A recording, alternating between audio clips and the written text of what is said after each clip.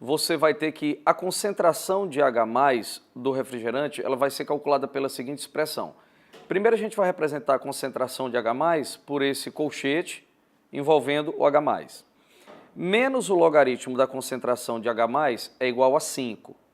Logo, você vai ter que o logaritmo dessa concentração de H+ será igual a menos 5, o que vai dar que a concentração de H+ é 10 elevado a menos 5, aplicando a definição de logaritmos. Já a concentração de H+ no estômago será dada pela seguinte equação. Menos o logaritmo da concentração de H+ igual a 1. Ou seja, o logaritmo da concentração de H+ é igual a menos 1.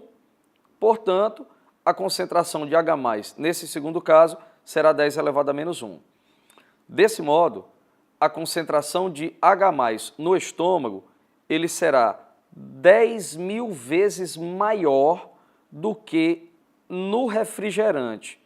E, portanto, a informação obtida por José, ela é contestável. Ela fornece a altura de uma determinada planta em centímetros ao longo de alguns meses do ano de 2014.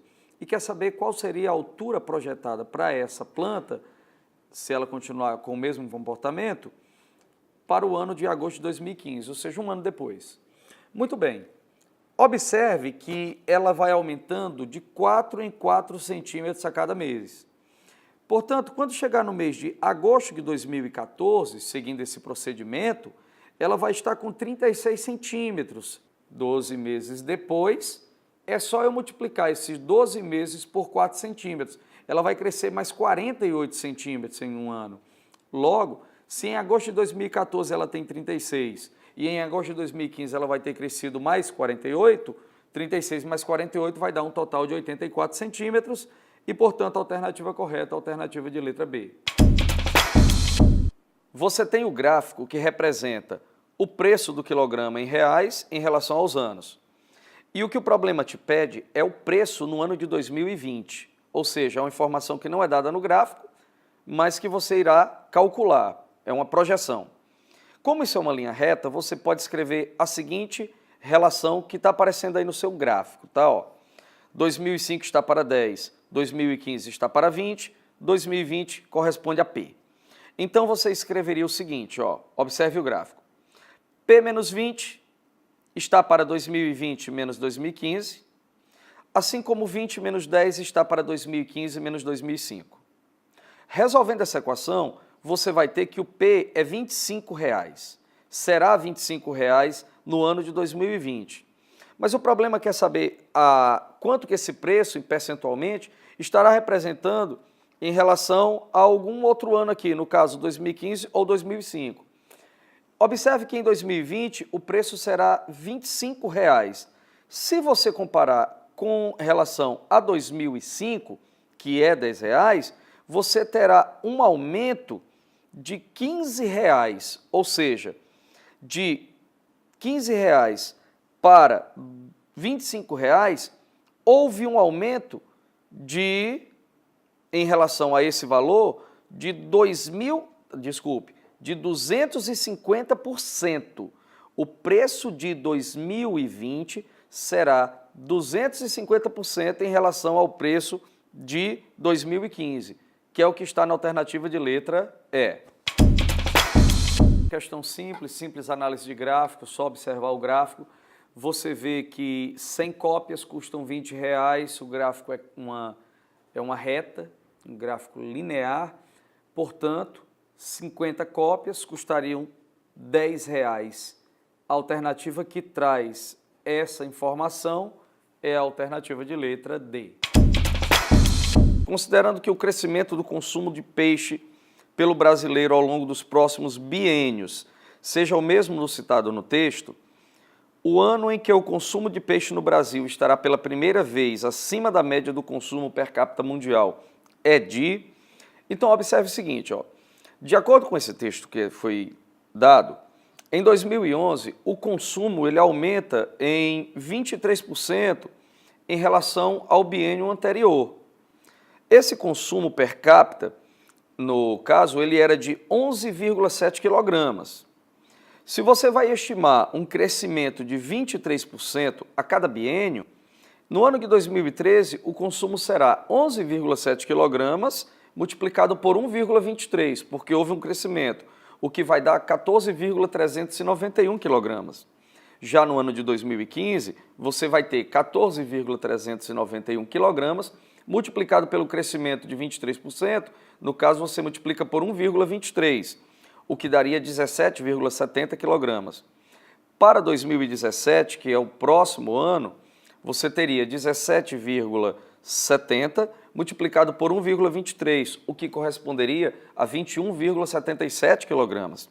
Como o consumo médio per capita é de 18 quilogramas, o ano em que você vai constatar o que o problema está pedindo, né, constatar que o consumo de peixe vai ficar acima da média mundial, será o ano de 2017, e essa alternativa correta é a letra B. São dadas duas bandeiras, né, suas medidas aí, e se você observar, como vai aparecer aí, a bandeira do modelo A ela pode ser dividida em 5 triângulos, eu vou chamar cada triângulo desse de área S, e a do modelo B ela pode ser dividida em 3 triângulos, exatamente iguais aos triângulos da bandeira do modelo A. Portanto, como a bandeira do modelo B custa 15 centavos, significaria dizer que cada triângulo desse da figura da bandeira do modelo B custaria 5 centavos. E como a bandeira do modelo A tem 5 triângulos desse, eu gastaria 5 vezes 5 centavos, o que daria 25 centavos. O texto do problema, ele nos dá a informação bem precisa que é a seguinte, ó, que quando você imprime 30 páginas por minuto com textos em tinta preta, isso corresponde a imprimir 15 páginas com texto em tinta colorida. Portanto, para você imprimir 30 páginas em tinta colorida, você vai precisar de 2 minutos. Você precisa de 2 minutos, e 2 minutos é exatamente o dobro do tempo que a impressora leva para imprimir a mesma quantidade de páginas em tinta preta, ok? E a alternativa que traz essa frase, essa análise aqui, é a alternativa de letra E. Para imprimir 30 páginas em tinta colorida, será necessário o dobro de tempo que a impressora leva para imprimir a mesma quantidade de páginas em tinta preta.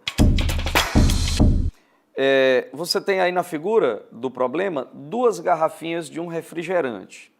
E observe que as bocas das 2 garrafas, elas têm o mesmo diâmetro, que é 3 centímetros.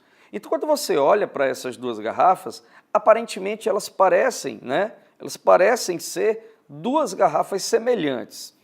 Só que não há uma relação de proporcionalidade entre esses 2 recipientes.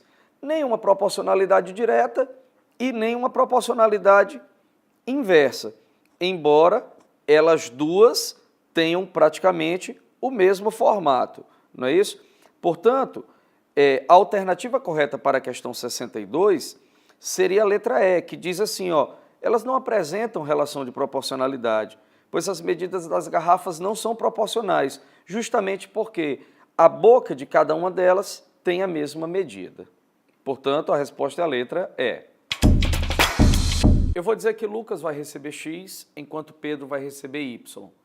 Como a divisão vai ser feita em partes diretas à média e inversas ao número de faltas, então a gente pode escrever o seguinte: para Lucas, 8x sobre 9, isso tem que ser uma constante K. E para Pedro, 3y sobre 8, isso tem que ser a mesma constante K. Calculando o valor de x e o valor de y em ambas as equações, você vai ter que x é igual a 9k sobre 8 e que o y é igual a 8k sobre 3. Mas a soma dos valores dos dois tem que dar igual a R$ 728. Calculando o valor de k nessa equação, você encontra 192. Vamos agora ver quanto foi que cada um recebeu. Lucas recebeu 9k sobre 8. Você encontra que Lucas recebeu R$ 216. e substituindo no valor de Pedro, vai dar R$ 512. Portanto, Lucas recebeu R$ 296 a menos que seu irmão Pedro, e a alternativa correta é a alternativa de letra D. Quero que você observe esse fluxograma que está mostrado. Diz assim, você vai escolher um número real x, em seguida vai calcular o quadrado desse x, vai verificar se esse quadrado é positivo, e se ele for positivo, você vai calcular x mais 1 vezes x menos 1, e se não for positivo, ou seja, se aí você vai calcular quanto é x mais 1 vezes x menos 2. Pois bem, você tem aí 4 pessoas que disseram 4 números, né, escolheram 4 valores para x, alguns positivos e alguns negativos, nenhum deles escolheu o valor 0. E aí eu quero saber, considerando as escolhas que eles fizeram, qual será o resultado final.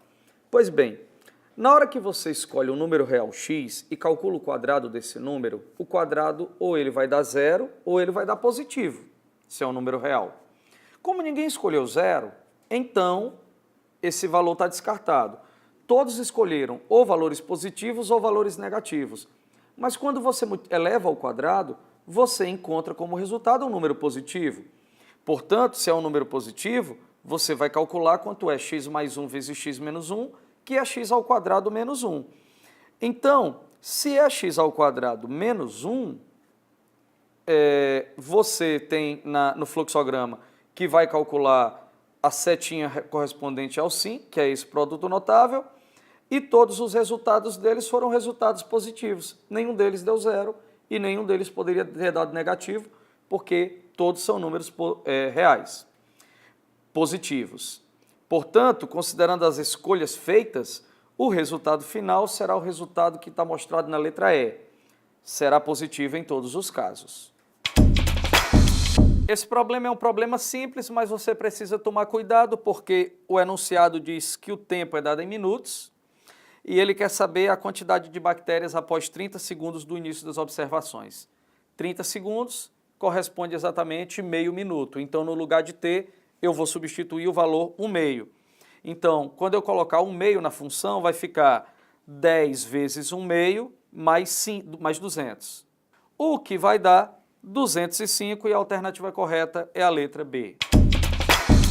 Vamos ver qual foi o valor pago por Samuel ao longo dessa corrida. Pois bem, ao analisar o texto, a gente observa que ele pagou em bandeira 1. Portanto, ele vai pagar R$ 3,50 de bandeirada, que é o valor da bandeira 1, mais 10 quilômetros vezes 0,90, que é o preço do quilômetro, e mais R$ 43,00 e mais 12 vezes 0,90. Essa conta dá no total R$ 66,30. Esse é o valor que ele vai pagar e é o valor que está na alternativa de letra A. Você tem 20 pessoas que têm alimentos para 21 dias, né, que vão fazer uma expedição por 21 dias, fazendo 3 refeições em cada dia.